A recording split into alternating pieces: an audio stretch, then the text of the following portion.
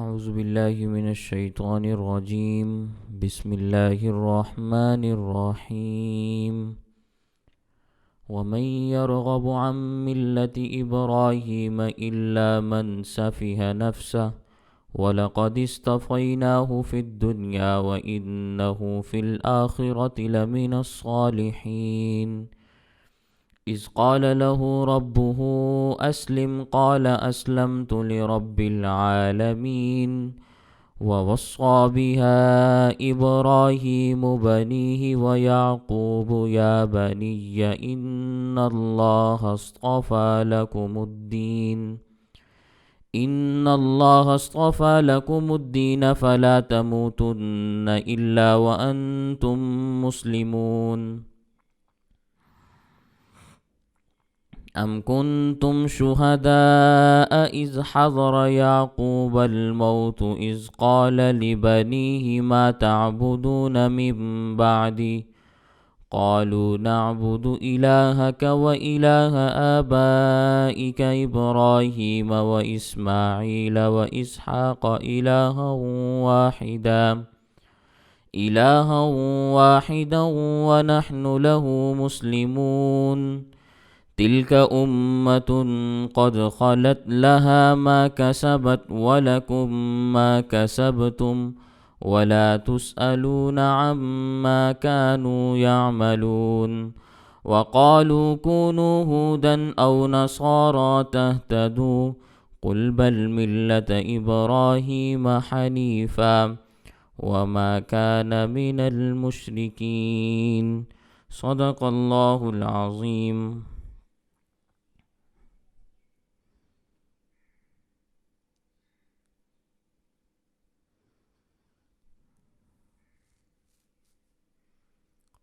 وَمَن يَرْغَبُ اور کون اعراض کرتا ہے عن ملت ابراہیم ابراہیم علیہ السلام کی ملت اور طریقے سے الا من سفیہ نفسہ مگر وہ شخص جس نے اپنے آپ کو بے وقوف بنا لیا وَلَقَدِ اصْطَفَيْنَاهُ فِي الدُّنْيَا اور یقینی بات یہ ہے کہ ہم نے چن لیا ابراہیم علیہ السلام کو دنیا میں وَإِنَّهُ فِي الْآخِرَةِ اور بے شک آخرت میں لَمِنَ الصَّالِحِينَ وہ ضرور نیک لوگوں میں سے ہوں گے. اِذْ قَالَ لَهُ رَبُّهُ جب فرمایا اس کو اس کے رب نے اسلم جھک جاؤ میرے سامنے. قال ابراہیم علیہ السلام نے فرمایا اسلمت لرب العالمین میں رب العالمین کے سامنے جھک گیا.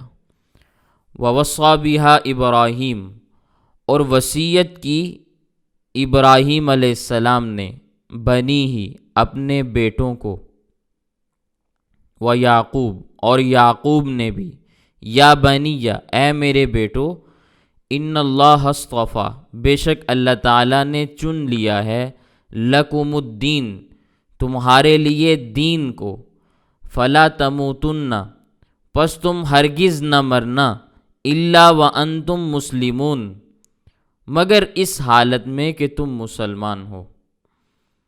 ام کنتم شہداء کیا تم حاضر تھے اذ حضر یعقوب الموت جب حاضر ہوئی یعقوب علیہ السلام کے پاس موت. اذ قال لبنیہ جب کہا انہوں نے اپنے بیٹوں سے ما تعبدون من بعدی کس کی تم میرے بعد عبادت کرو گے. قالو انہوں نے کہا نعبد الہک ہم آپ کے معبود کی عبادت کریں گے وَإِلَٰهَ آبائک اور آپ کے باپ دادا کے معبود کی عبادت کریں گے ابراہیم اسماعیل اور اسحاق علیہ السلام کے معبود کی عبادت کریں گے الہا واحدہ جو ایک ہی الہ اور معبود ہے وَنَحْنُ لَهُ مُسْلِمُونَ اور ہم اسی کے فرما بردار رہیں گے. تِلْكَ أُمَّةٌ قَدْ خَلَتْ یہ ایک گروہ تھا جو گزر گیا لہا ما کسبت اس کے لیے وہ سب کچھ ہے جو اس نے کمایا وَلَكُمْ مَا كَسَبْتُمْ، تمہارے لیے وہ ہوگا جو تم کماؤ گے، وَلَا تُسْأَلُونَ، اور تم سے سوال نہیں کیا جائے گا، عَمَّا كَانُوا يَعْمَلُونَ، ان چیزوں کے بارے میں جو وہ کرتے تھے۔ وَقَالُوا، اور انہوں نے کہا، كُونُوا هُودًا أَوْ نَصَارَىٰ، ہو جاؤ تم یہودی یا نصرانی، تہتدوا، ہدایت پا جاؤ گے۔ قل، آپ فرما دیجئے، اے نبی آپ فرما دیجئے، بل ملت ابراہیم حنیفہ، کہ ہم ملت ابراہیمی کی پیروی کریں گے، جو حنیف ہیں یعنی ایک طرف ہونے والے تھے، وما کان من المشرکین، اور وہ شرک کرنے والوں میں سے نہیں تھے۔ اس سے پہلے رکوع کے اندر پچھلے سبق میں نے آپ کے سامنے کعبۃ اللہ کی تعمیر کا ذکر کیا تھا کہ اللہ تعالیٰ کے گھر کو حضرت ابراہیم علیہ السلام اور حضرت اسماعیل علیہ السلام نے مل کر تعمیر کیا، اور میں نے یہ بھی آپ کو بات بتلائی تھی کہ تقریباً 25 دنوں کے اندر بیت اللہ کی تعمیر مکمل ہوئی۔ بعض مفسرین نے یہ بات بڑی صراحت اور وضاحت کے ساتھ بیان کی کہ کعبۃ اللہ کا درجہ زمین کے تمام ٹکڑوں سے بہت بلند و بالا ہے، سوائے اس زمین کے جہاں نبی کریم صلی اللہ علیہ وسلم مدفون ہیں، کیونکہ اس جگہ کا درجہ کعبۃ اللہ سے بھی اعلیٰ ہے، عرش اور کرسی اور لوح اور قلم سے بھی بلند ہے۔ نبی کریم صلی اللہ علیہ وسلم کی روایات اس کے اوپر بڑی وضاحت کے ساتھ دلالت کرتی ہیں۔ اگر کسی کو اس مسئلے پر دلیل چاہیے ہو تو میں دلیل عرض کرنے کے لیے تیار ہوں۔ لیکن کعبۃ اللہ کی تعمیر اور حضرت ابراہیم علیہ السلام کے کارناموں کے بعد اللہ تعالیٰ فرماتے ہیں کہ جو ان کے طریقے سے رخ پھیرے گا، چہرہ موڑے گا، وہ بے وقوف آدمی ہے۔ ایسے شخص کو اللہ کا قرآن اللہ کی زبان میں بے وقوف کہتا ہے۔ اللہ تعالیٰ فرماتے ہیں وَمَن يَرْغَبْ، اور کون اعراض کرنے والا ہے، منہ پھیرنے والا ہے، عن ملت ابراہیم، ابراہیم علیہ السلام کی ملت اور طریقے سے، الا من سفیہ نفسہ، مگر وہی شخص جو بے وقوف ہے۔ ظاہر بات ہے کہ ابراہیم علیہ السلام کی ملت اس مذہب کا نام ہے جو اللہ تعالیٰ کی طرف سے نازل کیا گیا تھا، اور حضرت ابراہیم علیہ السلام نے اس پر عمل کیا، اس کو اپنایا، تو اس مذہب سے وہی شخص اعراض کرے گا، وہی اس مذہب کو چھوڑے گا، وہی اس مذہب سے چہرہ پھیرے گا جو بے وقوف ہوگا، کیونکہ اللہ تعالیٰ نے فرمایا وَلَقَدِ اصْطَفَيْنَاهُ فِي الدُّنْيَا، ہم نے یقیناً چن لیا دنیا میں ابراہیم علیہ السلام کو، یعنی ابراہیم علیہ السلام کو اللہ تعالیٰ نے بہت بلند مقام اور دنیا میں بھی فضیلت عطا فرمائی، آخرت کے مقامات تو بلند و بالا ان کے لیے مقرر ہو چکے۔ لیکن قرآن کریم کی اس آیت کو بنیاد بنا کر بعض لوگوں نے عجیب و غریب قسم کے نظریات بھی ثابت کرنا شروع کر دیے، کہنے لگے کہ بھئی اللہ تعالیٰ نے ابراہیم علیہ السلام کو فضیلت عطا فرمائی تو گویا نبی کریم صلی اللہ علیہ وسلم سے بھی بلند و بالا حضرت ابراہیم علیہ السلام ہے، حالانکہ یہ بات غلط ہے۔ یہاں ابراہیم علیہ السلام کو اللہ نے چن لیا، اس کا یہ معنی نہیں کہ نبی کریم صلی اللہ علیہ وسلم سے بھی بلند و بالا ان کو فضیلت اور مقام حاصل ہے۔ جو مقامات، جو کمالات نبی کریم صلی اللہ علیہ وسلم کو اللہ تعالیٰ نے عطا فرمائے وہ کسی اور کو عطا نہیں فرمائے۔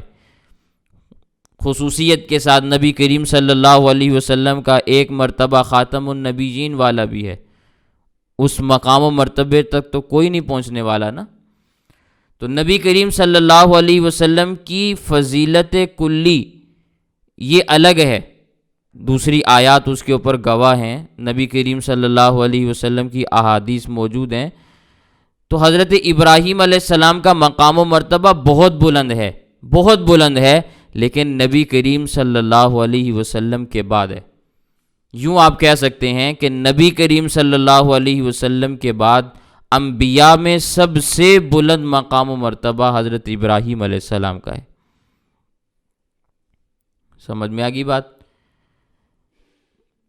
جن علماء کرام نے عقائد کے اوپر کتابیں لکھی ہیں، آپ ان کی کتابیں کھول کے دیکھیں، وہ یہی بات لکھتے ہیں کہ سب سے بلند مقام ہمارے نبی حضرت محمد صلی اللہ علیہ وسلم کا ہے، اس کے بعد انبیاء میں مقام و مرتبہ حضرت ابراہیم علیہ السلام کا ہے، اور اس کے بعد حضرت موسیٰ علیہ السلام کا درجہ ہے۔ وہ بڑے رتبے اور شان والے پیغمبر تھے۔ تو حضرت ابراہیم علیہ السلام کا مقام و مرتبہ بلند و بالا ہے، قرآن کریم کی آیات سے ان کی بلندی ثابت ہوتی ہے، لیکن وہ نبی کریم صلی اللہ علیہ وسلم کے بعد سب سے بلند مقام پر ہیں۔ دنیا میں بھی اللہ تعالیٰ نے ان کو بلندیاں عطا فرمائیں، اور آخرت کے بارے میں بھی اللہ تعالیٰ نے فرمایا وَإِنَّهُ فِي الْآخِرَةِ لَمِنَ الصَّالِحِينَ، اور آخرت میں بھی وہ نیک لوگوں میں سے ہوں گے، صالحین میں سے ہیں۔ اب پیغمبر سے بڑھ کر تو کوئی صالح نہیں ہو سکتا نا، پیغمبر تو اپنی امت میں سب سے بڑا صالح ہوا کرتا ہے، ان کی نیکی سے کوئی بھی بندہ آگے نہیں بڑھ سکتا۔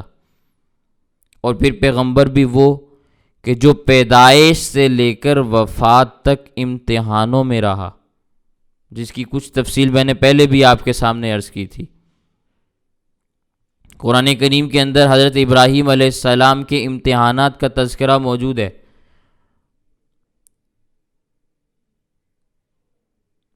ایک ایسا پیغمبر کہ جس کی ساری کی ساری زندگی امتحانوں میں گزر رہی ہے، اور یہاں یہ بات بھی ذہن میں رکھیں کہ پیغمبروں کا درجہ اور مقام یہ ہمیشہ فرشتوں سے بلند ہوا کرتا ہے۔ اگرچہ فرشتے نورانی مخلوق ہیں، معصوم عن الخطا ہیں، گناہ نہیں کرتے، اللہ کی اطاعت میں ہمیشہ رہتے ہیں، لیکن انبیاء سے وہ بلند مقام والے نہیں ہیں۔ اللہ تعالیٰ کی مخلوق میں اللہ تعالیٰ کی عظمت کے بعد سب سے بڑا مقام اور مرتبہ انبیاء کا ہے، اور انبیاء میں نے آپ کے سامنے یہ بات عرض کر دی کہ جناب نبی کریم صلی اللہ علیہ وسلم سب سے بلند مقام کے اوپر فائز ہیں۔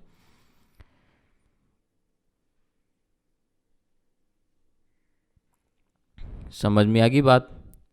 اذ قال له ربه اسلم، جب فرمایا اس کو اس کے رب نے جھک جا، تو ابراہیم علیہ السلام نے بغیر کسی قیل و قال کے کہا اسلمت لرب العالمین، میں اللہ تعالیٰ کے سامنے جو عالمین کے رب ہیں جھک گیا، فرما بردار ہو گیا، ایسے رب کا فرما بردار ہو گیا جو سارے جہانوں کا پالنے والا ہے۔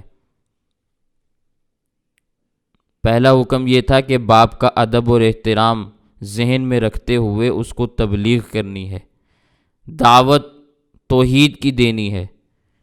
اس لیے ابراہیم علیہ السلام نے جب بھی اپنے والد سے بات کی تو فرماتے تھے یا اباتی، یا اباتی، یا اباتی، اے میرے ابا جی، اے میرے ابا جی، بڑے اچھے انداز میں، بڑے پیارے انداز میں تبلیغ کیا کرتے تھے۔ یہ کوئی معمولی بات نہیں ہے کہ باپ بت بنانے والا ہو، بیٹا بت گرانے والا ہو، باپ بتوں کا محافظ ہو اور بیٹا بت شکن ہو، اور پھر آخری دم تک سمجھانے میں کوئی کمی بھی نہیں آ رہی، ادب اور احترام بھی ویسے ہی ذہن کے اندر ہے۔ اس اعتدال کے ساتھ نبی ہی چل سکتا ہے، یا نبی کا ماننے والا سچا امتی چل سکتا ہے، جس کو اللہ تعالیٰ انبیاء کی برکت سے اعتدال کی نعمت سے مالا مال کر دیتے ہیں۔ پھر دوسرا حکم اللہ تعالیٰ نے یہ دیا کہ دوسرے لوگوں کو بھی تبلیغ کرو، اور علل اعلان شرک کی نفی کرو، تردید کرو۔ تو حضرت ابراہیم علیہ السلام نے ساری قوم کے سامنے شرک کی علل اعلان نفی کی، اور یہاں تک کہ اس وقت کے ظالم اور جابر بادشاہ نمرود بن کنعان، جو بت پرستوں کا پیر اور مرشد تھا،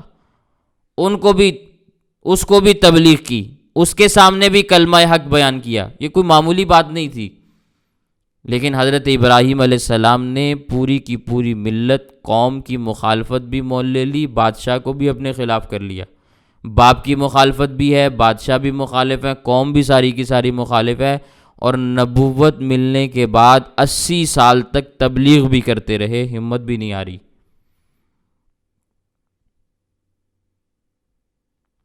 لوگوں نے پتھر بھی مارے، گالیاں بھی دیں، قید بھی کیا گیا، آگ میں بھی ڈالا گیا، اور بھی بہت کچھ ہوا، لیکن کیا کہتے ہیں؟ اسلمت لرب العالمین، میں رب العالمین کے سامنے فرما بردار ہو گیا۔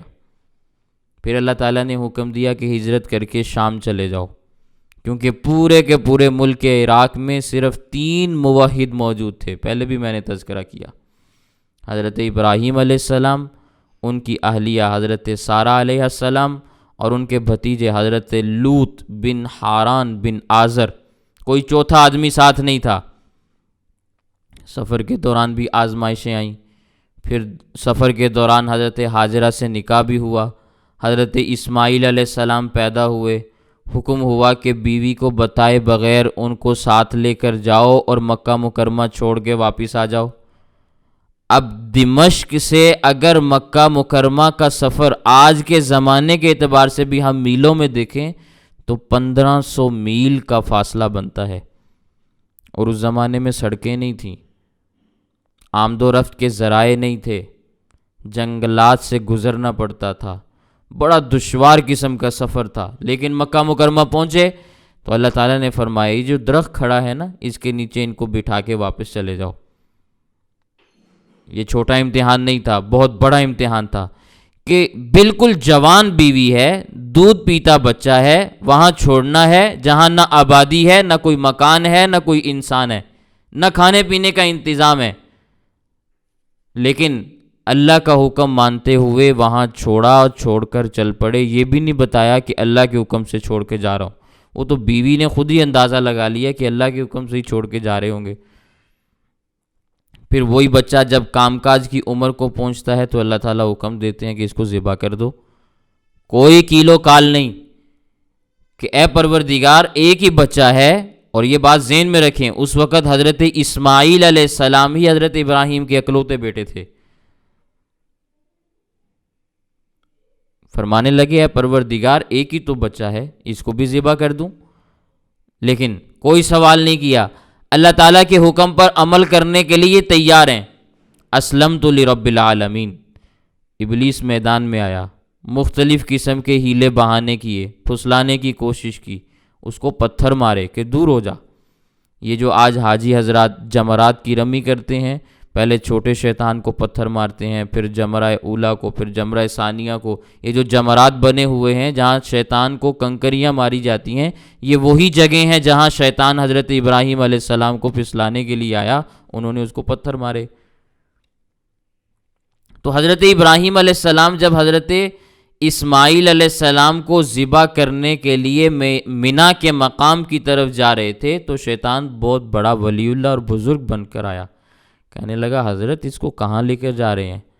فرمایا میں اس بچے کو اللہ کی رضا کے لیے ذبح کرنے کے لیے لے کر جا رہا ہوں۔ کہنے لگے تمہارے کتنے بچے ہیں؟ حضرت ابراہیم علیہ السلام نے فرمایا ایک ہی بچہ ہے۔ تو کہنے لگے اس کو بھی ذبح کرنا گوارا کر لو گے؟ تو فرمایا اللہ تعالیٰ کا حکم ہے، کیا کر سکتا ہوں؟ اللہ تعالیٰ کا حکم سر آنکھوں پر ہے۔ تو شیطان نے سمجھانے کی کوشش کی کہ ہو سکتا ہے اس میں کسی قسم کا کوئی اشارہ ہو، یعنی تمہیں جو خواب کے اندر بات دکھائی گئی ہے کہ تم بیٹے کو ذبح کر رہے ہو، تو ہو سکتا ہے اس میں کسی اور جانب اشارہ کیا گیا ہو، ذبح کرنا مقصود نہ ہو، کوئی اور مراد ہو سکتی ہے۔ تو حضرت ابراہیم علیہ السلام نے اللہ اکبر کہہ کر شیطان کو 7 کنکریاں ماری۔ وہ بھی تو شیطان خبیث تھا، آگے جا کر پھر سامنے آ گیا، پھر کہنے لگا کہ بھئی اللہ کے حکم میں کوئی کیلو کال نہیں ہے، مگر یہ تو سوچو کہ اس کا کوئی اور مطلب بھی ہو سکتا ہے۔ حضرت ابراہیم علیہ السلام نے پھر اللہ اکبر کہہ کے 7 کنکریاں ماری کہ اللہ ہی سب سے بڑا ہے، اسی کا حکم ماننا ہے، تو باز آ جا۔ پھر تیسری مرتبہ پھر سامنے آگے کھڑا ہو گیا، پھر وہی بات کرنے لگا۔ تو حضرت ابراہیم علیہ السلام نے پھر وہی عمل کیا، تو یہ رمی جمار حضرت ابراہیم علیہ السلام کی سنت ہے، حکماً واجب ہے۔ اگر کسی سے رہ جائے تو اس کو قربانی دینی پڑتی ہے، جانور ذبح کرنا پڑتا ہے حج کے ایام۔ اور اگر کوئی معذور ہو، بہت بوڑھا ہو، وہاں جا کر بیمار ہو گیا، خود اب رمی نہیں کر سکتا، تو اس کو پھر نائب بنانے کی بھی اجازت ہوتی ہے کہ وہ کسی کے ذمے لگاتے کہ بھئی جا کے میری کنکریاں بھی مار آئیں۔ سمجھ آ گئی بات؟ لیکن وہ جو نائب بننے والا ہے، پہلے وہ اپنی کنکریاں مارے گا، اپنا رمی والا عمل پورا کرے گا، پھر اس کے بعد دوسرے کی طرف سے کر سکتا ہے۔ یہ مسئلہ بھی ذہن میں رکھیں۔ خیر، حضرت ابراہیم علیہ السلام نے حضرت اسماعیل علیہ السلام کو ذبح کرنے کی نیت اور ارادے سے مینا کی جانب سفر شروع کیا۔ اب میں ایک بات اگر عرض کروں تو کوئی برا نہ منائے، کیونکہ لوگ عموماً بات کو برا منا جاتے ہیں، اس لیے میں یہ بات عرض کرتا ہوں۔ آج بعض غلط عقیدے والے لوگ کہتے ہیں کہ انبیاء سب کچھ جانتے ہوتے ہیں، انبیاء کے پاس علم غیب ہوتا ہے۔ اب اس جملے کا مطلب پتہ کیا ہے؟ ذرا دل کی آنکھیں کھول کر مطلب سمجھنا۔ اگر انبیاء سب کچھ جانتے ہیں تو اس کا مطلب یہ ہے کہ حضرت ابراہیم علیہ السلام اپنے بیٹے کو ذبح کرنے کے لیے جا رہے تھے، ان کو پتہ تھا کہ حضرت اسماعیل کی قربانی نہیں ہوگی، اور حضرت اسماعیل بھی تو چونکہ بعد میں پیغمبر بننا تھا نا، تو ان کو بھی علم تھا کہ میں نے ذبح نہیں ہونا، تو پھر یہ معاف کرنے والا تو سارا ڈرامہ ہوا نا، کہ نہ ہوا؟ کیا سمجھتے ہیں آپ؟ پھر یہ سارا کا سارا حقیقت رہی یا ڈرامہ بن گیا؟ کہ باپ اور بیٹے نے ایک کھیل کھیلنا تھا، حقیقت اس کی کچھ بھی نہیں تھی۔ اس کو بھی پتا تھا کہ میں نے بچ جانا ہے، اس کو بھی پتا تھا کہ یہ ذبح نہیں ہونا، تو پھر قربانی کیا ہوئی؟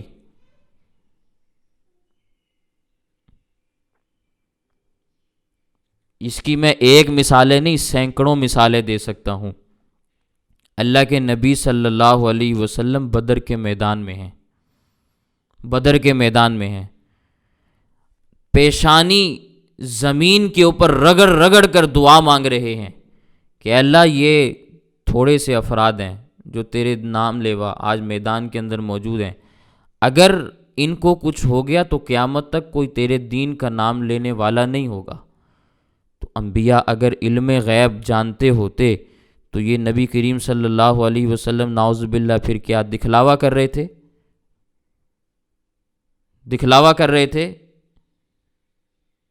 اللہ کے نبی صلی اللہ علیہ وسلم کو جب یہ پتا تھا کہ ان میں سے کسی نے بھی شہید نہیں ہونا اور ہمیں فتح بھی مل جانی ہے، تو یہ پیشانی رگڑنا، رونا، صحابہ کرام کو بتلانا اور یہ آہوزاری کرنا، ساری ساری رات مصلے کے اوپر گزار دینا، یہ دکھلاوا نہیں بنتا؟ اس کا کیا جواب دیں گے آپ؟ اور پھر اگر اسی بات کو تسلیم کر لیا جائے تو پھر جب حقیقت ہی کچھ نہ ہو، اجر کس بات کا ملتا ہے؟ حضرت ابراہیم علیہ السلام کو اجر جو ملا وہ اس لیے ملا کہ اسلمت لرب العالمین، پتہ نہیں تھا ان کو، انہوں نے اللہ کے نام پر حقیقتاً بیٹے کو قربان کرنے کے لیے سفر شروع کر دیا، بیٹا بھی حقیقی طور پر قربان ہونے کے لیے ساتھ جا رہا ہے۔ اب اسی عظمت کی وجہ سے اللہ تعالیٰ نے ان کو دنیا میں فضیلت دی ہے نا، تو اگر وہ سارے کا سارا ڈرامہ تھا تو پھر عظمت کس بنیاد پہ ملی ہے؟ اس لیے کبھی بھی اس قسم کے نظریات میں مبتلا نہ ہونا۔ عالم الغیب صرف اور صرف اللہ کی ذات ہے، اللہ کے علاوہ کوئی اور ذات عالم الغیب نہیں۔ ہاں، غیب کی کسی کو باتیں بتلا دی جائیں، کسی کو خبریں دے دی جائیں، یہ بات الگ ہے، اس کو علم غیب نہیں کہا جاتا، اس کو انباء غیب کہا جاتا ہے۔ علم غیب اور انباء غیب میں زمین اور آسمان کا فرق ہے۔ عالم الغیب پیغمبر کو ماننے والا شخص کبھی بھی نبی کی عظمت کا قائل نہیں ہو سکتا، وہ نبی کی توہین کر رہا ہے۔ میں اس پر اگر مثالیں ذکر کرنا شروع کروں تو سارا سبق اسی میں گزر جانا ہے، اس لیے میں صرف اشارتاً بات عرض کر رہا ہوں کہ اس قسم کے نظریات میں کبھی بھی مبتلا نہیں ہونا۔ وَوَصَّى بِهَا ابراہیم، یہ ہا ضمیر ملت کی جانب لوٹ رہی ہے، جس ملت کا پہلے تذکرہ آیا ہے کہ وصیت کی ابراہیم علیہ السلام نے اپنی ملت کو قائم رہنے کی، بنی ہی اپنے بیٹوں کو بھی وصیت کی۔ حضرت ابراہیم علیہ السلام کے 5 بیٹوں کا تذکرہ ملتا ہے، 2 کا تذکرہ قرآن کریم کے اندر ہے جن میں حضرت اسماعیل علیہ السلام اور حضرت اسحاق علیہ السلام ہے، اور 3 بیٹوں کا تذکرہ تورات میں آتا ہے یا تاریخ کی کتابوں میں ملتا ہے، حضرت مدین ہے، مدائن ہے، حضرت قیدار ہیں۔ یہ 5 بیٹے حضرت ابراہیم علیہ السلام کے بنتے ہیں، 2 تو یقیناً ہیں، 3 ماننے ہوں تو مان لیں، نہ ماننے ہوں تو نہ مانیں، کیونکہ تاریخ کی روایت ہے، تورات کی بات ہے، ہو سکتا ہے اس میں تبدیلی بھی کی گئی ہو۔ خیر، حضرت ابراہیم علیہ السلام نے اپنی ملت کو بھی نصیحت کی، اپنے بیٹوں کو بھی نصیحت فرمائی کہ اسلام نہ چھوڑنا۔ وَيَعْقُوب، اور یعقوب علیہ السلام نے بھی اپنے بیٹوں کو وصیت فرمائی کہ اسلام کے اوپر قائم رہنا۔ یہ حضرت یعقوب علیہ السلام حضرت ابراہیم علیہ السلام کے پوتے ہیں، ان کو اللہ تعالیٰ نے آگے 12 بیٹے عطا فرمائے، بیٹی ان کی بھی نہیں تھی، اس لیے انہوں نے بھی بیٹوں کو ہی نصیحت فرمائی، یا بنی، یا اے میرے بیٹو، ان اللہ اصطفیٰ لکم الدین، بے شک اللہ تعالیٰ نے چن لیا ہے تمہارے لیے دین کو، فلا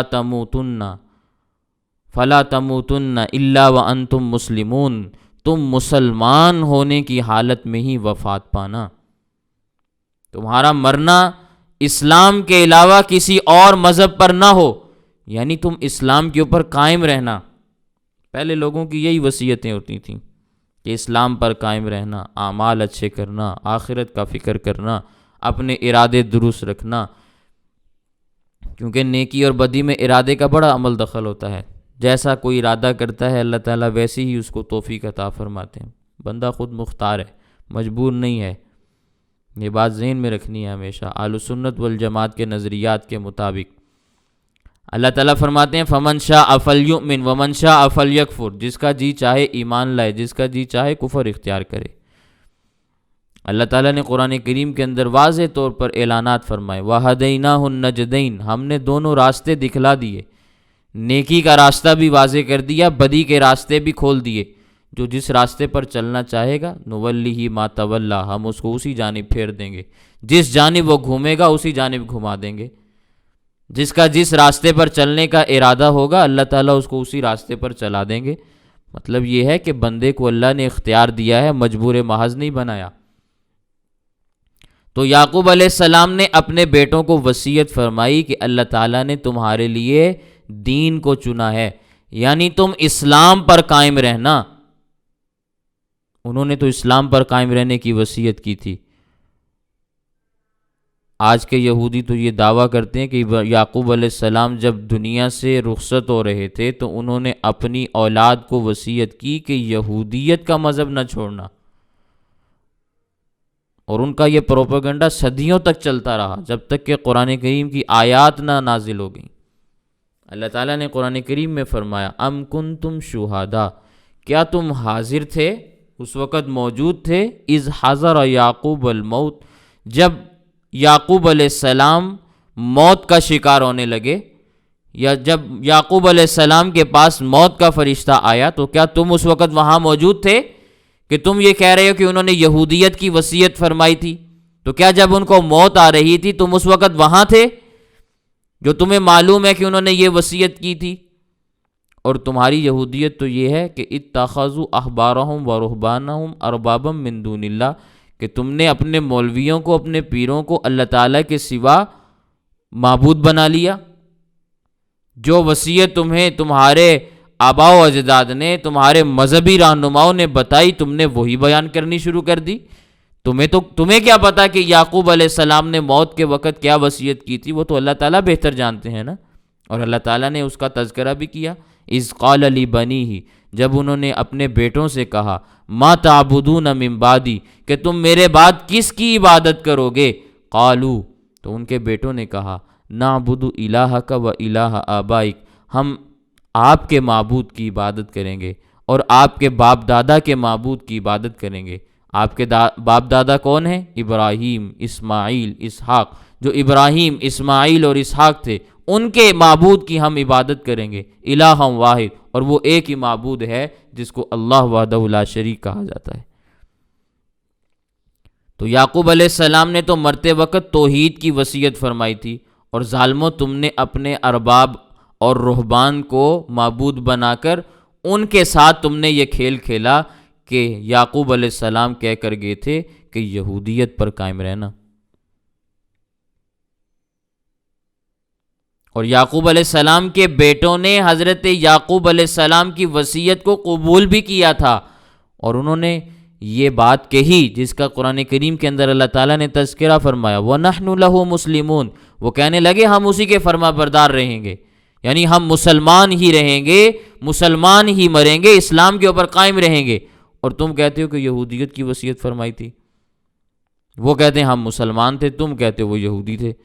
تِلْكَ أُمَّةٌ، یہ ایک گروہ تھا حضرت ابراہیم، حضرت اسماعیل، حضرت اسحاق علیہم السلام کا، قد خلت، وہ گزر گیا، دنیا سے چلا گیا، لہا ما کسبت، اس کے لیے ہے جو اس نے کمایا، وَلَكُمْ مَا كَسَبْتُمْ، تمہارے لیے وہ ہے جو تم نے کمایا، وَلَا تُسْأَلُونَ عَمَّا كَانُوا يَعْمَلُونَ، اور تم سے سوال نہیں کیا جائے گا اس بارے میں جو انہوں نے کیا، جو وہ کرتے رہے تمہارے بارے میں، تم سے ان کے بارے میں نہیں پوچھا جائے گا۔ کیونکہ حضرت ابراہیم علیہ السلام کی شخصیت بین الاقوامی طور پر ایسی شخصیت تھی کہ جو مسلم تھی، یہودی بھی ان کو اپنا بڑا مانتے، ان کی تعظیم کرتے اور کہتے کہ وہ یہودی تھے، لہٰذا تم بھی یہودی بن جاؤ۔ عیسائی بھی کہتے تھے کہ وہ عیسائی تھے، ہمارے بزرگ تھے، لہٰذا تم عیسائی بن جاؤ۔ مشرک بھی کہتے تھے کہ وہ ہمارے تھے۔ تو ہر ایک فرقہ، ہر ایک طبقہ ان کو اپنے ساتھ جوڑنے کی کوشش کیا کرتا تھا، تو اللہ تعالیٰ نے سب کی تردید فرما دی، سب کا رد فرما دیا۔ وقالو، اور کہا انہوں نے، کونو ہودن او نصارا، کہ ہو جاؤ تم یہودی یا نصرانی، تہتدو، ہدایت پا جاؤ گے۔ قرآن کریم بڑی واضح کتاب ہے، اس کے 3 پارے کے 15ویں رکوع میں اللہ تعالیٰ نے اس بات کا تذکرہ فرمایا،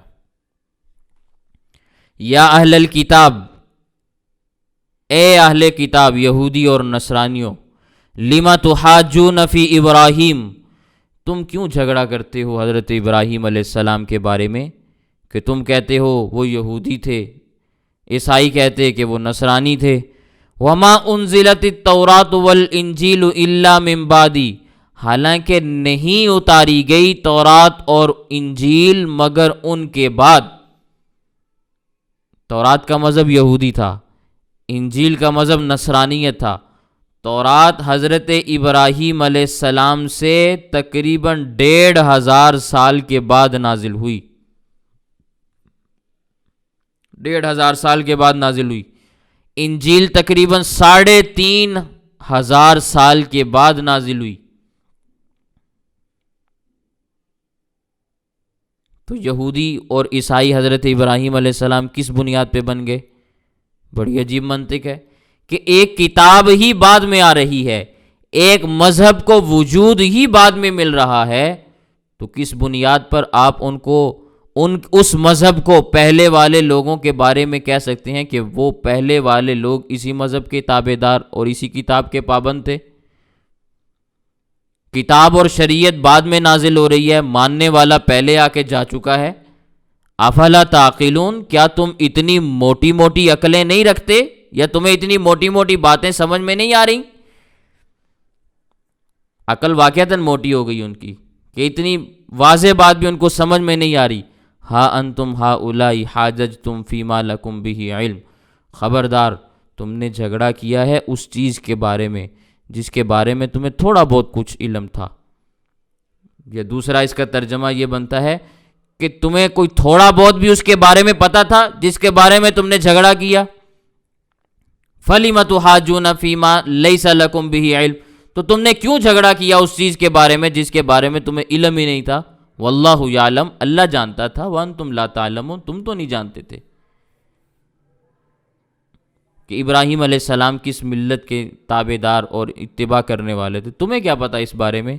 ما کان ابراہیم یہودیا ولا نصرانیہ، ابراہیم علیہ السلام نہ یہودی تھے نہ نصرانی تھے، ولیکن کان حنیفا مسلما، لیکن وہ تھے حنیف، یعنی ہر طرف سے ہٹ کر ایک طرف لگنے والے، افراط اور تفرید سے پاک، الحاد اور بدعات سے پاک، موحد قسم کے مسلمان تھے، اعتدال کے ساتھ اللہ تعالیٰ کی شریعت کی تابع داری کرنے والے تھے، دین حنیف کی اتباع کرنے والے تھے۔ یہ دین حنیف ایسا دین کہلاتا ہے جو بدعات سے بھی پاک ہو، ملحدانہ نظریات سے بھی پاک ہو۔ اعتدال والے دین کو دین حنیف کہا جاتا ہے۔ سمجھ میں آگی بات؟ جس کو دوسری اگر قرآن کریم کی آیات کے ضمن میں دیکھا جائے تو جس کو صراط مستقیم کہا جاتا ہے، یہ دین حنیف کا راستہ ہے۔ اللہ تعالیٰ فرماتے ہیں مشرکو تم بھی سن لو، وما کان من المشرکین، وہ مشرک بھی نہیں تھے، کیونکہ مشرکین کا بھی ایک تقاضا تھا نا کہ ابراہیم علیہ السلام ہم میں سے ہیں یا ہمارے آباء و اجداد میں سے ہیں۔ اب بتاؤ یہ جتنے بھی طبقات ہیں یہ کس انداز میں کہا کرتے تھے کہ ابراہیم علیہ السلام کے ہم اصلی وارث، یا ابراہیم علیہ السلام ہمارے مذہب کے پیروکار تھے؟ نبی کریم صلی اللہ علیہ وسلم کو اللہ تعالیٰ نے فرمایا قل، آپ کہہ دیجئے، بل ملت ابراہیم حنیفہ، ہم تو ملت ابراہیمی کی پیروی کریں گے جو ایک طرف ہونے والے تھے، یعنی موحد تھے، نہ یہودی تھے نہ عیسائی تھے نہ مشرک تھے، وما کان من المشرکین، اور وہ شرک کرنے والوں میں سے بھی نہیں تھے، موحد تھے۔ اللہ تعالیٰ نے ان کو بہت بلند مقام عطا فرمایا تھا، ہم تو ان کی ملت کی تابع داری اور اتباع کریں گے۔ سمجھ میں آگی بات؟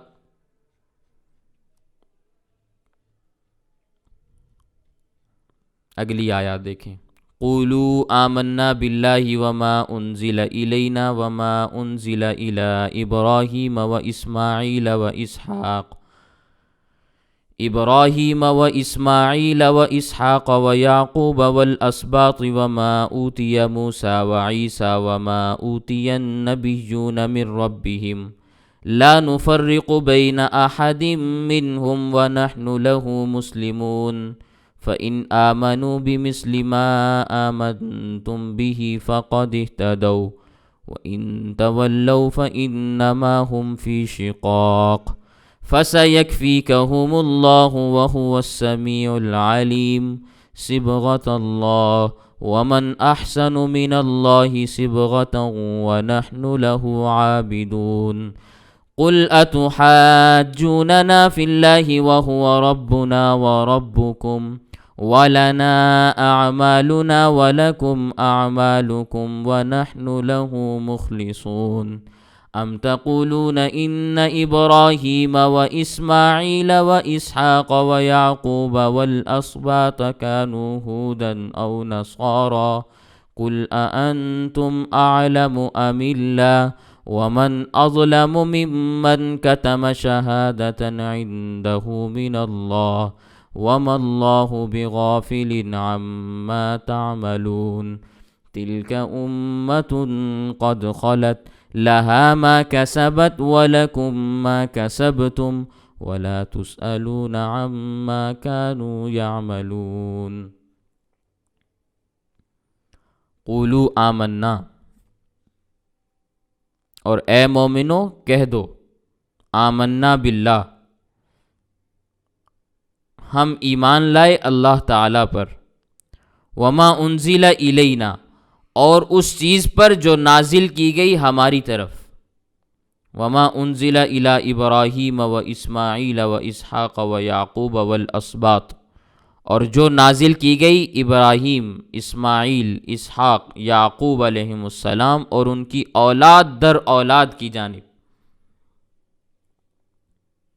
وما اوتی موسیٰ و عیسیٰ، اور اس چیز پر بھی ہم ایمان لائے جو دی گئی موسیٰ اور عیسیٰ علیہ السلام کو، وما اوتی النبیون، اور اس چیز پر بھی ہم ایمان لائے جو اس کے علاوہ دیگر پیغمبروں کو عطا کی گئی، من ربہم، ان کے رب کی جانب سے، لا نفرق بین احد منہم، نہیں فرق کرتے ہم ان پیغمبروں میں سے کسی ایک کے درمیان بھی، لا نفرق بین احد منہم، ہم ان پیغمبروں میں سے کسی ایک کے درمیان بھی فرق نہیں کرتے، وَنَحْنُ لَهُ مُسْلِمُونَ، اور ہم اسی کے فرما بردار ہیں۔ فَإِنْ آمَنُوا، پھر اگر یہ لوگ ایمان لے آئیں، بِمِثْلِ مَا آمَنْتُمْ بِهِ، جیسے کہ تم ایمان لائے ہو اس کے ساتھ، فَقَدْ اهْتَدَوْا، تو یقیناً یہ ہدایت پا جائیں گے۔ وَإِنْ تَوَلَّوْا، اور اگر انہوں نے روگردانی کی، فَإِنَّمَا هُمْ فِي شِقَاقٍ، تو پکی بات یہ ہے کہ وہ ضد اور مخالفت میں مبتلا ہے۔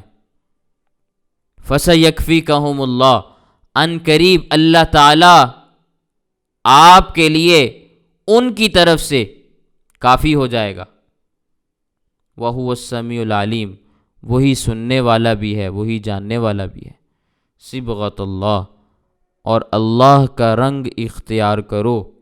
وَمَنْ أَحْسَنُ مِنَ اللَّهِ صِبْغَةً، اور اللہ کے رنگ سے کون سا رنگ زیادہ بہتر ہے۔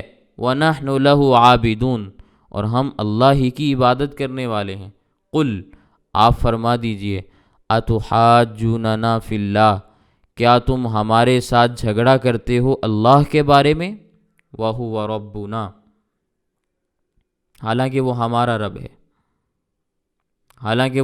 رب ہے، وَرَبُّكُمْ، اور تمہارا بھی رب ہے، وَلَنَا أَعْمَالُنَا، اور ہمارے لیے ہمارے اعمال ہیں، وَلَكُمْ أَعْمَالُكُمْ، اور تمہارے لیے تمہارے اعمال ہیں، وَنَحْنُ لَهُ مُخْلِصُونَ، اور ہم تو اسی کے ساتھ خاص ہیں، خالص اللہ کے لیے ہیں۔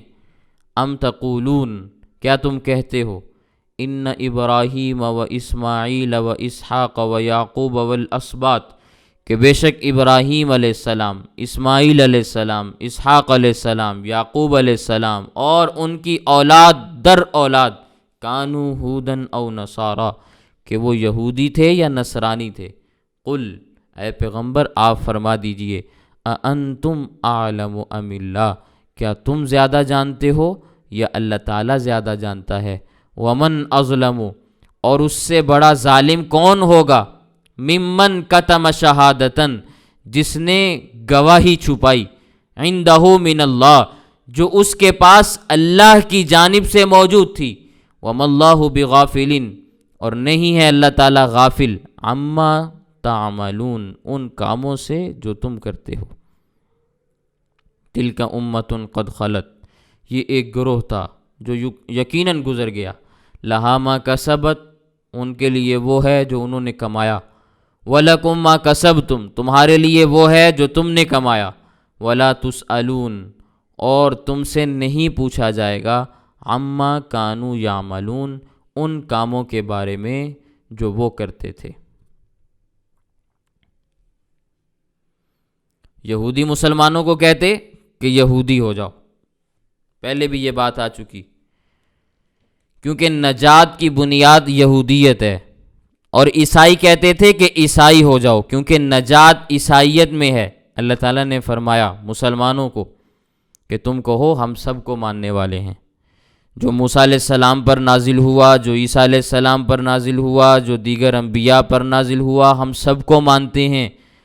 وہ اپنے اپنے زمانے میں برحق تھے، لیکن آخری پیغمبر حضرت محمد الرسول اللہ صلی اللہ علیہ وسلم کے تشریف لانے کے بعد پہلے تمام پیغمبروں کی شریعتیں منسوخ ہو گئیں۔ اب ہدایت اور نجات صرف اور صرف آخری پیغمبر کی اتباع اور تعلیمات میں ہے۔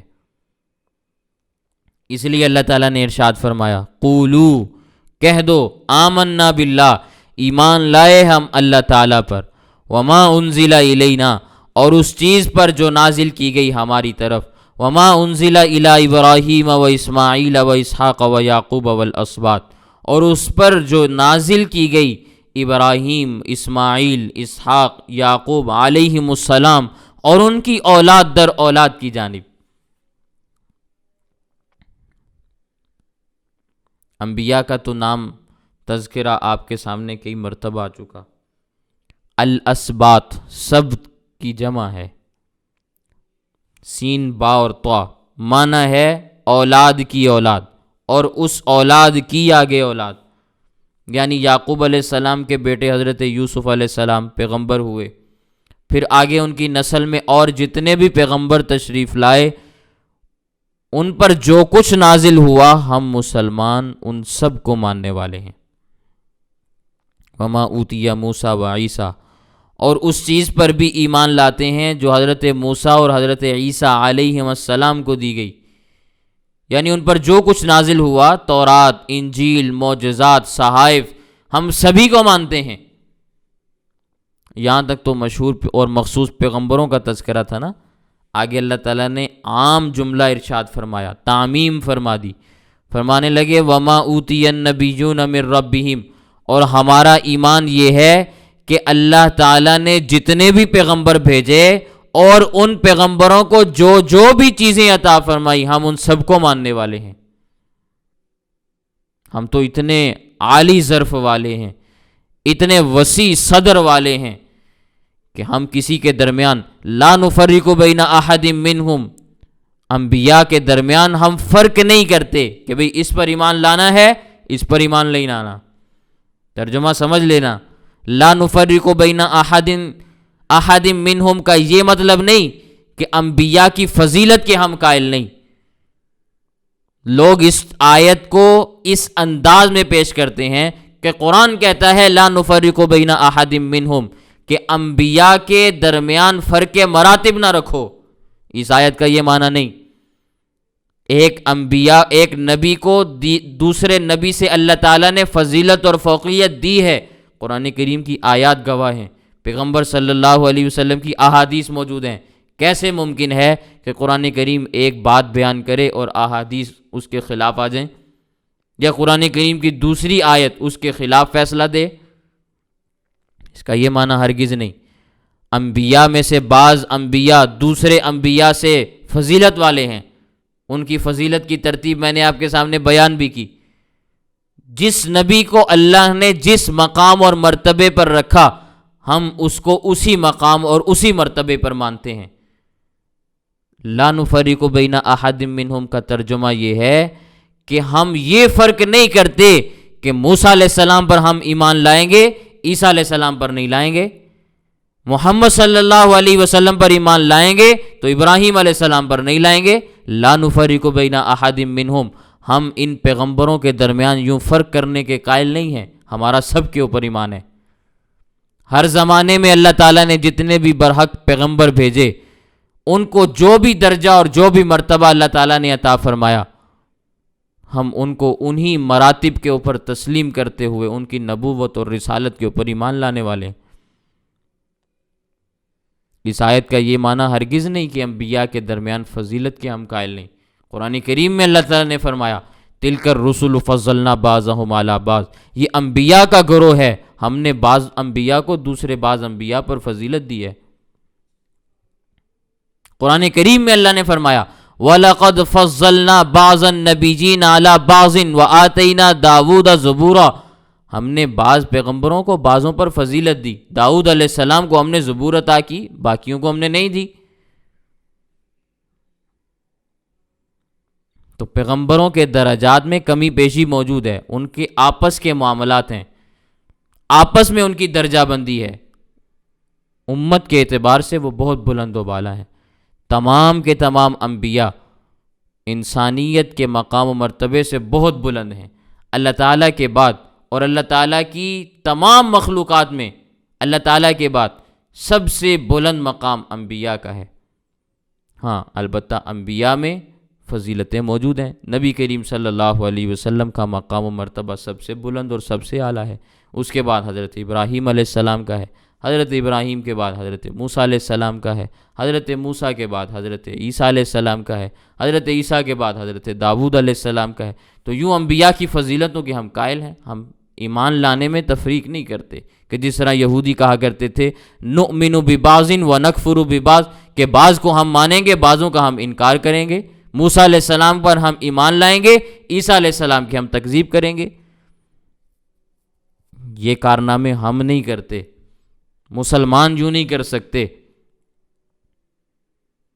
اور صرف وہ یہ نہیں کہتے تھے کہ عیسیٰ علیہ السلام کی ہم تکذیب کرتے ہیں، وہ کہتے ہیں کہ یہ تو اس کو ہم نبی کیا مانیں، یہ تو حلال زادہ ہی نہیں، نعوذ باللہ من ذالک۔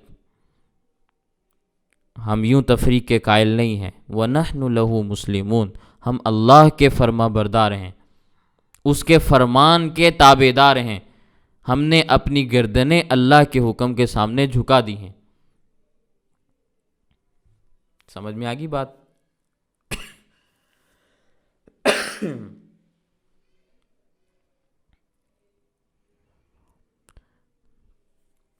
یہاں یہ بات بھی سمجھیں،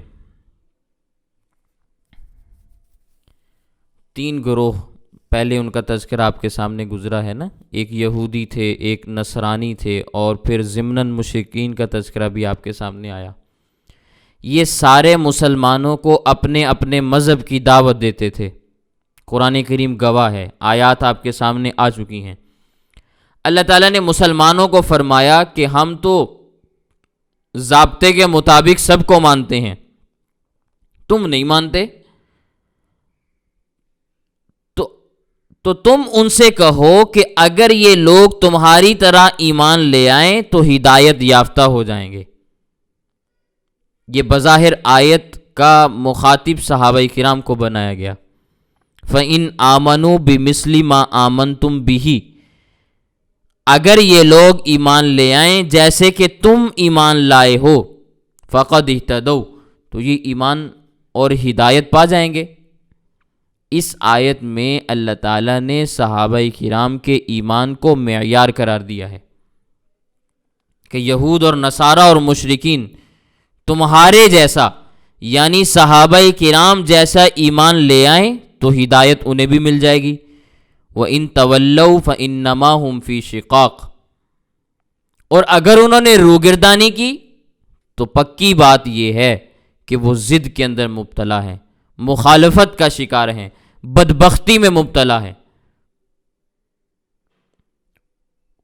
اور جن کے مطابق، جن کے ایمان کے مطابق یا جن کے معیار کے مطابق ایمان لانے کا کہا جا رہا ہے نا، وہ ثقہ ہیں، عادل ہیں، متقی ہیں، پرہیزگار ہیں، ان پر کسی کو انگلی اٹھانے کی، جرح کرنے کی، اعتراض کرنے کی اجازت نہیں ہے۔ یہ بات یاد رکھیں۔ مشکات کی شرح مرقات ہے، حضرت ملا علی قاری نور اللہ مرقدہ اس کے لکھنے والے ہیں، فرماتے ہیں کہ قرآن کریم اور سنت اور علماء کے اجماع کے ظاہری الفاظ اور عبارات اس بات کے اوپر دلالت کرتی ہیں کہ صحابہ کرام تمام کے تمام عادل اور ثقہ ہیں، ان پر انگلی اٹھانا جائز نہیں ہے۔ امام ابن اسیر رحمہ اللہ نے اپنی کتاب اسد الغابہ میں فرمایا کہ صحابہ کرام سب کے سب عادل اور ثقہ ہیں، ان پر جرح نہیں کی جا سکتی، ان پر تنقید نہیں کی جا سکتی، ان پر اعتراض نہیں کر سکتے، اس لیے کہ اللہ تعالیٰ اور اللہ کے رسول نے ان کی تعدیل، ان کی عدالت، ان کی پاک دامنی اور ان کے ایمان کو بیان کر دیا ہے۔ جو حضرات عادل ہوں، ثقہ ہوں، ایمان اور عمل میں معیار ہوں، ان کی اتباع واجب ہے۔ امام ابن تیمیہ رحمہ اللہ اپنی کتاب اقامت الدلیل میں یہ بات لکھتے ہیں کہ صحابہ کرام کا اجماع واجب الاتباع ہے، اعتراض کی گنجائش نہیں ہے۔ حافظ ابن حجر عسقلانی نور اللہ مرقدہ فتح الباری جو بخاری کی شرح ہے، اس میں یہ بات لکھ رہے ہیں کہ اہل السنت والجماعت اس بات کے اوپر متفق ہیں کہ صحابہ کرام کا اجماع حجت ہے، اس سے اختلاف کرنے کی گنجائش نہیں ہے۔ نبی کریم صلی اللہ علیہ وسلم نے اپنی احادیث میں کئی ایک احادیث میں یہ باتیں ارشاد فرمائی، خلاصہ اس کا یہ ہے کہ نبی کریم صلی اللہ علیہ وسلم نے فرمایا مذہبی اعتبار سے یہودیوں کے 71 فرقے بنے، عیسائیوں کے تھوڑے سے زیادہ 72 بن گئے، میری امت کے 73 فرقے بنیں گے۔ یہ امت کسی سے پیچھے ہٹنے والی نہیں ہے۔ فرمایا کلہم فی النار الا ملتم واحدہ، یہ سارے کے سارے 73 فرقے 72 فرقے جہنم میں جائیں گے، الا ملتم واحدہ، سوائے ایک فرقے کے۔ سمجھ میں آ گئی بات؟ سارے کے سارے فرقے اولاً دوزخ میں جانے والے ہیں. یہ روایت سنن ابی داود میں موجود ہے، ترمذی میں موجود ہے، مشکات میں موجود ہے، کئی ایک کتب احادیث میں موجود ہے. کوئی اعتراض کرنے کی ضرورت نہیں ہے، سند کے اعتبار سے بھی بالکل صحیح ہے. کئی ایک صحابہ کرام سے یہ روایات موجود ہیں. تو اس امت کے 73 فرقے بنیں گے، سارے کے سارے جہنم میں جائیں گے، الا ملتم واحدہ، سوائے ایک فرقے کے. آج لوگ کہتے ہیں نا فرقہ واریت کو چھوڑ دو. کبھی وہ ذرا وضاحت کے ساتھ معنی بیان کیا کریں کہ فرقہ واریت میں کس فرقے کو چھوڑنا ہے، اس کی بھی ذرا وضاحت کر دیں. فرقہ واریت تو چھوڑنی چاہیے، لیکن ایک فرقے کی اتباع بھی تو کرنی ہے نا. ذرا وضاحت کیا کریں کہ کس فرقے کو چھوڑنا ہے اور کس فرقے کی اتباع کرنی ہے، تب مسئلہ حل ہوگا. وگرنہ یہ میں سمجھتا ہوں کہ زبانی نعرے ہیں، عملی اقدام نہیں ہے. ہر طبقہ اسی حدیث کی بنیاد پر اپنے فرقے کو نجات کے راستے پر چلنے والا اور دوسروں پر انگلی اٹھانے والا اسی روایت کو بنیاد بناتا ہے. جب تک اس بات کی وضاحت نہیں کریں گے کہ کس ملت، کس فرقے کی اتباع کرنی ہے اور کس فرقے کو چھوڑنا ہے، تب تک مسئلہ حل نہیں ہوگا. امت ایسے ہی فرقوں کے اندر جھلستی رہے گی. اس لیے آج کے سبق میں یہ بھی آپ کے سامنے عرض کروں گا، ادھوری بات نہیں کرنی، مکمل بات کرنی ہے. میں مکمل بات عرض کروں گا، لیکن اس سے پہلے اگر میں یہ بات عرض کروں کلہم فی النار، سارے کے سارے دوزخ میں جائیں گے، اس کی کیا تفصیل ہے؟ یہ بھی سمجھنے والی بات ہے. لوگ اس کو بھی نہیں سمجھاتے. 72 فرقوں میں بعض فرقے ایسے ہوں گے جن کا فرقہ کفر اور شرک کی حد تک پہنچا ہوا ہوگا، یعنی وہ کفر اور شرک کے اندر مبتلا ہوں گے، نام کے مسلمان ہوں گے. ایسے لوگ ہمیشہ دوزخ میں رہیں گے، کبھی بھی دوزخ سے نکلنا ان کو نصیب نہیں ہوگا. یہ انہی 72 طبقات میں سے ہوں گے. اور بعض ان میں سے ایسے ہوں گے جن کا فرقہ کفر اور شرک تک نہیں پہنچا ہوا ہوگا، لیکن بدعت اور معصیت کے اندر مبتلا ہوں گے، ایمان والے ہوں گے. ایسے لوگ اولین طور پر دوزخ میں جائیں گے، کسی نہ کسی وقت ان کو رہائی مل جائے گی، دوزخ کے عذاب سے بچا کر جنت میں بھیج دیے جائیں گے. دوزخ کے عذاب سے محفوظ ہو کر ایک نہ ایک دن جنت میں جانے والے بن جائیں گے. لیکن ایک طبقہ ایسا ہوگا، ایک فرقہ ایسا ہوگا جو سیدھا جنت میں جانے والا ہے. اصل میں طبقہ یہ وہ والا ہے جو امت مسلمہ کا صحیح ترجمان ہے، جو راہ راست پر، صراط مستقیم پر اچھے انداز میں چلنے والا ہے. اب صحابہ کرام نے پوچھا ومن ہی یا رسول اللہ، اے اللہ کے رسول وہ فرقہ کون سا ہے جو اول تا آخر دوزخ سے بچا رہے گا؟ اس فرقے کی پہچان کیا ہے؟ نبی کریم صلی اللہ علیہ وسلم نے فرمایا ما انا علیہ واصحابی، جو میرے طریقے پر ہوگا، میرے صحابہ کے طریقے پر چلے گا. یعنی میرے راستے پر چلنے والا ہوگا، میرے صحابہ کے راستے پر چلنے والا ہوگا. ما انا علیہ سے مراد پیغمبر صلی اللہ علیہ وسلم کی سنت ہے، وہ اصحابی سے مراد صحابہ کرام کی جماعت ہے. نبی کریم صلی اللہ علیہ وسلم کی سنت پر چلنے والے، صحابہ کرام کی جماعت کے طریقے کے مطابق چلنے والے، انہی کے اوپر اہل السنت والجماعت کا لفظ بولا جاتا ہے. یہی وہ اہل السنت والجماعت کا طبقہ اور فرقہ ہے جو سیدھا جنت میں جانے والا ہے، جو نبی کے طریقے پر اور صحابہ کے طریقے پر چلنے والا ہے. اللہ کے نبی صلی اللہ علیہ وسلم نے وضاحت ارشاد فرمائی ہے.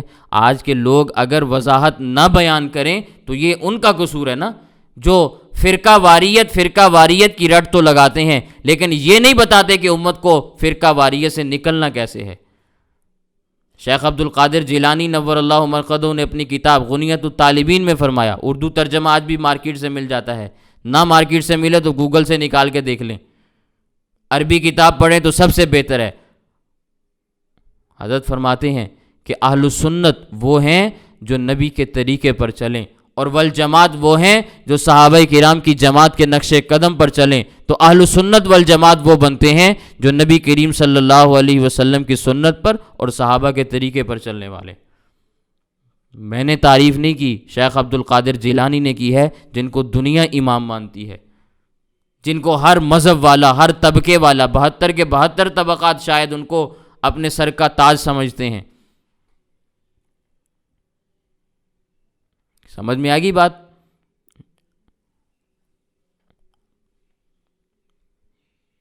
اور پھر یہ بات بھی ذہن میں رکھیں، آج دنیا میں لوگ اپنے آپ کو بظاہر سنی کہلواتے ہیں، کام وہ کرتے ہیں جو کبھی بھی نبی کریم صلی اللہ علیہ وسلم کے اعمال سے میچ نہیں ہوتے، کام وہ کرتے ہیں جو کبھی بھی صحابہ کرام کے کاموں سے میچ نہیں ہوتے۔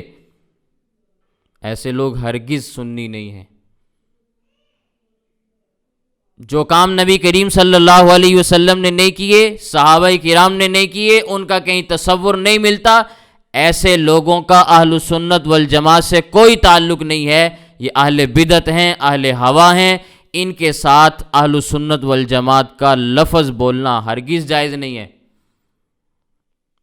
یہ مختلف قسم کی بدعت کرنا، آج یہ تیجا ہے، پھر 7واں ہے، پھر 10واں ہے، پھر 40واں ہے، پھر عرس ہے، پھر برسی ہے، پھر قبروں پر چراغاں ہے۔ صحابہ کرام کے دور میں ایسی کوئی چیز نہیں تھی، اس وقت بھی لوگ مرا کرتے تھے، اس وقت بھی لوگ مرا کرتے تھے، شہید بھی ہوا کرتے تھے۔ نبی کریم صلی اللہ علیہ وسلم کے ساتھ ان کو محبت بھی زیادہ تھی۔ اگر یہ کام نبی کریم صلی اللہ علیہ وسلم نے کیے ہوتے تو صحابہ بھی ضرور کرتے، ان کو آخرت کی ہم سے زیادہ فکر تھی۔ لیکن یہ تمام کی تمام خرافات ہیں، بڑا مبتلا ہو یا چھوٹا مبتلا ہو، امیر مبتلا ہو یا غریب مبتلا ہو، علم والا مبتلا ہو یا جاہل مبتلا ہو، قرآن اور سنت کے ساتھ ان کا کوئی تعلق نہیں ہے۔ ان کے کرنے سے کبھی بھی ثواب نہیں ملتا، ہمیشہ گناہ ملے گا۔ سمجھ میں آ گئی بات؟ آج لوگ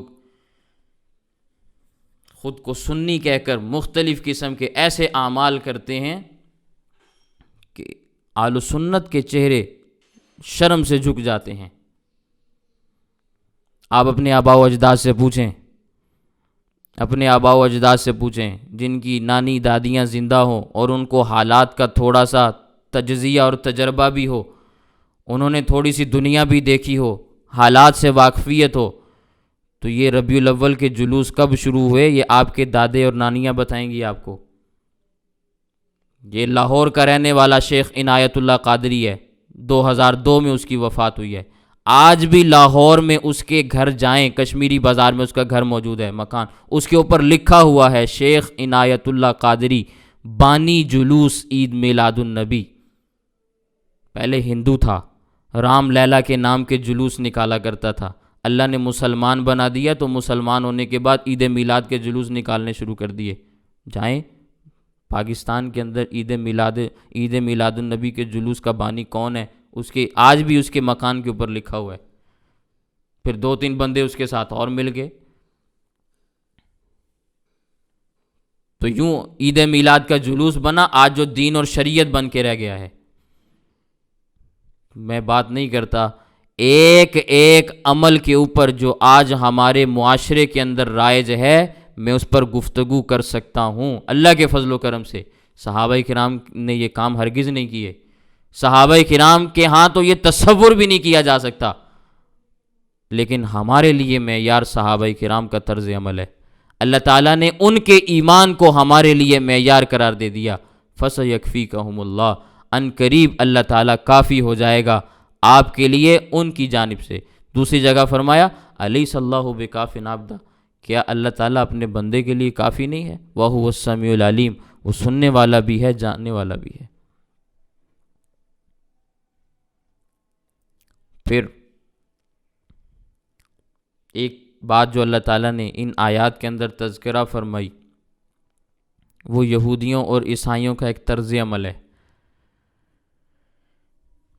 یہودیوں اور عیسائیوں کے ہاں کچھ پانی ہوتے تھے رنگدار قسم کے، آج بھی آپ دیکھ سکتے ہیں، ویڈیوز مل جاتی ہیں۔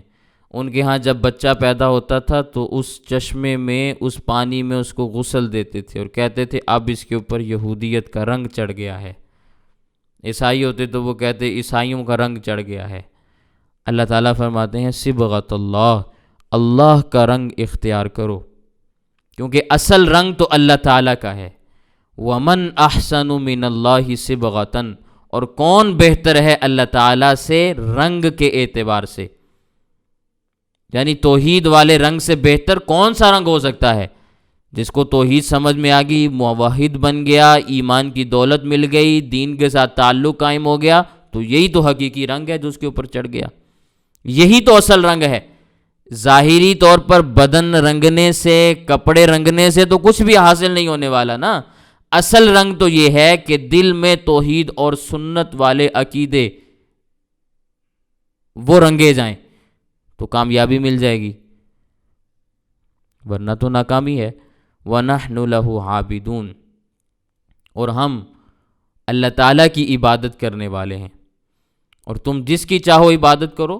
آپ نے تو نبی کریم صلی اللہ علیہ وسلم نے تو واضح طور پر ارشاد فرمایا تھا، قل، آپ فرما دیجئے، اتحاجوننا فی اللہ، کیا تم ہمارے ساتھ اللہ تعالیٰ کے معاملے میں جھگڑا کرتے ہو، اس کی توحید کے متعلق ہم سے لڑائی کرتے ہو؟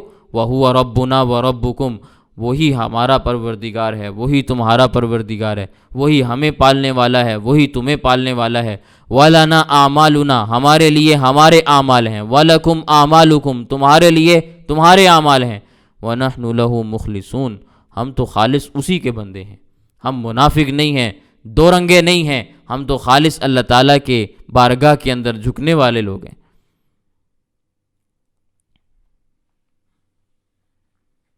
پہلے بھی یہ بات آپ کے سامنے بیان کی کہ یہودی کہتے تھے ابراہیم علیہ السلام یہودی ہیں، عیسائی کہتے تھے ابراہیم علیہ السلام عیسائی تھے، مشرکوں کا اپنا دعویٰ تھا۔ اللہ تعالیٰ نے سب کا رد فرما دیا۔ ام تقولون، کیا تم کہتے ہو، ان ابراہیم و اسماعیل و اسحاق و یعقوب والاسباط، کہ بے شک ابراہیم علیہ السلام، اسماعیل علیہ السلام اور اسحاق علیہ السلام اور یعقوب علیہ السلام اور ان کی نسلیں در نسلیں، کانو ہودن او نصارا، یہودی تھے یا عیسائی تھے۔ قل، آپ فرما دیجئے، اَأَنْتُمْ أَعْلَمُ أَمِ اللَّهُ، کیا تم زیادہ جانتے ہو یا اللہ زیادہ جانتا ہے؟ اللہ تعالیٰ نے تو اپنا فیصلہ سنا دیا ہے، اللہ تعالیٰ نے تو اپنا فیصلہ فرما دیا ہے۔ قرآن کریم کے اندر اللہ نے فرمایا، ما کان ابراہیم یہودیا ولا نصرانیا ولکن کان حنیفا مسلما وما کان من المشرکین۔ ابراہیم علیہ السلام نہ یہودی تھے، نہ نصرانی تھے، نہ مشرکین میں سے تھے، وہ تو ایک طرف ہو کر رہنے والے مسلمان تھے۔ یہ سارے تمہارے خالی قسم کے دعوے صرف دعوے کے دعوے ہیں، حقیقت میں ان کا کوئی تعلق نہیں۔ اللہ تعالیٰ فرماتے ہیں وَمَنْ أَظْلَمُ مِمَّنْ كَتَمَ شَهَادَةً، تمہیں معلوم بھی ہے کہ وہ یہودی اور عیسائی اور مشرک نہیں تھے، اس کے باوجود تم بات کو چھپاتے ہو۔ اور اس سے بڑا ظالم کون ہے جس نے گواہی چھپائی؟ وَمَنْ أَظْلَمُ مِمَّنْ كَتَمَ شَهَادَةً عِنْدَهُ مِنَ اللَّهِ، جو اللہ نے اس کے پاس بھیجی تھی، اللہ نے اس کو گواہ یا گواہی سے مالا مال کیا تھا، بتایا تھا اس کو۔ وَمَا اللَّهُ بِغَافِلٍ، اللہ تعالیٰ تمہاری طرح غافل نہیں ہے۔ جس طرح کہ تم اعمال کر کے غفلت کا شکار ہو جاتے ہو، اللہ تعالیٰ ایسے کرنے والے نہیں ہیں۔ جو تم کر رہے ہو اللہ تعالیٰ تمہیں اس کا پھل عطا کریں گے، پھل عطا کریں گے، یہ بات ذہن میں رکھیں۔ اور پھر فرمایا تِلْکَ أُمَّةٌ قَدْ خَلَتْ، تِلْکَ أُمَّةٌ، یہ ایک گروہ تھا ان بزرگوں کا جن کا اوپر ذکر ہوا، حضرت ابراہیم، حضرت اسماعیل، حضرت اسحاق، حضرت یعقوب، حضرت موسیٰ علیہ السلام، قد خلت، وہ یقیناً زمانہ گزر گیا، یہ حضرات دنیا سے رخصت ہو گئے۔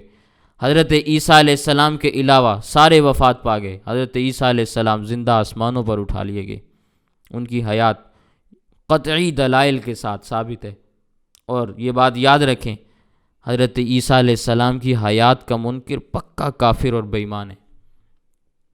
یہ مسلمانوں کے بنیادی نظریات میں سے نظریہ ہے، جو حیات عیسیٰ کا منکر ہو مسلمان نہیں ہے، اور جو شخص اس کے ایمان کے اندر یا اس کے کفر کے اندر شک کرنے والا ہے وہ بھی بے ایمان ہے۔ آج بہت سارے اسکالرز ہمارے معاشرے میں موجود ہیں جن کو دنیا اسکالر سمجھتی ہے، بہت بڑا سمجھتی ہے، حضرت عیسیٰ علیہ السلام کی حیات کے منکر ہیں، تو مسلمان ہی نہیں ہیں۔ مسلمانوں کے مذہبی رہنما کیسے ہو سکتے ہیں؟ سمجھ آ گئی بات؟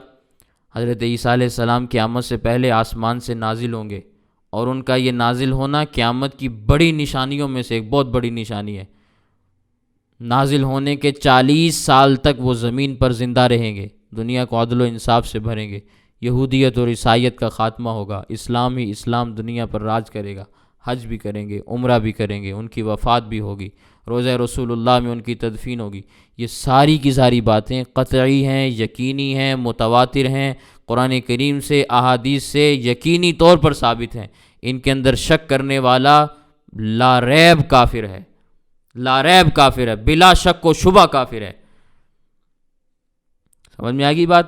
اللہ تعالیٰ فرماتے ہیں لہا ما کسبت، ان کے لیے وہی ہے جو انہوں نے کمایا، وَلَكُمْ مَا كَسَبْتُمْ، تمہارے لیے وہ ہے جو تم نے کمایا، وَلَا تُسْأَلُونَ، اور تم سے نہیں پوچھا جائے گا، عَمَّا كَانُوا يَعْمَلُونَ، ان کاموں کے بارے میں جو وہ کرتے تھے۔ وہ اپنے اعمال کے ذمہ دار ہیں، تم اپنے اعمال کے ذمہ دار ہو، ہر ایک کا نتیجہ اس کے اعمال کے مطابق مرتب ہو کر اس کو دیا جائے گا، اس لیے ہر بندہ اپنے اپنے اعمال کی فکر کرے، اپنے اپنے اعمال کی فکر کرے۔ کل قیامت کے دن انسان کو اپنے اعمال کے مطابق ہی جزا اور سزا دی جائے گی۔ اللہ تعالی ہمیں صحیح اعمال کرنے کی، مسنون اعمال کرنے کی توفیق عطا فرمائے، قرآن کریم کی تفسیر کو صحیح انداز میں سمجھنے کی اور قرآن کریم کی تعلیمات کے مطابق عمل پیرا ہونے کی اللہ تعالی ہم سب کو توفیق عطا فرمائے۔ وآخر دعوانا ان الحمد للہ رب العالمین۔